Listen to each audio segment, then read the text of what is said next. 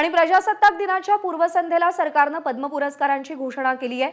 5 जणांना पद्मविभूषण, 17 जणांना पद्मभूषण आणि 110 जणांना पद्मश्री पुरस्कार जाहीर करण्यात आलाय। माजी उपराष्ट्रपती व्यंकय्या नायडू, तेलुगू सुपरस्टार चिरंजीवी यांना पद्मभूषण जाहीर झालाय, तर मिथुन चक्रवर्ती, संगीतकार प्यारेलाल आणि राजकारण क्षेत्रातून राम नाईक यांना पद्मभूषण पुरस्कार घोषित करण्यात आलेला आहे।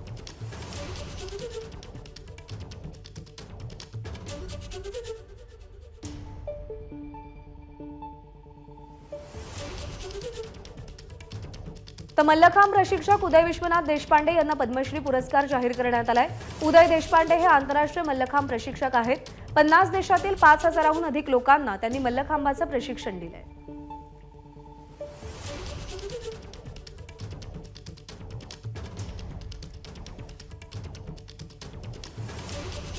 महाराष्ट्र पोलिसांना देखील राष्ट्रपती पदकं प्रदान केली जाणार आहेत।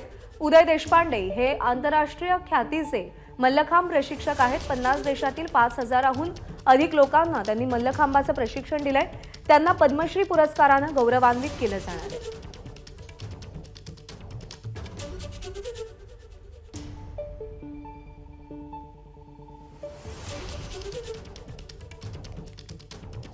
प्रजासत्ताक दिनाच्या पूर्वसंध्येला सरकारनं पद्म पुरस्कारांची घोषणा केली आहे। यामध्ये 5 जणांना पद्मविभूषण, 17 जणांना पद्मभूषण आणि 110 जणांना पद्मश्री पुरस्कार जाहीर करण्यात आलाय।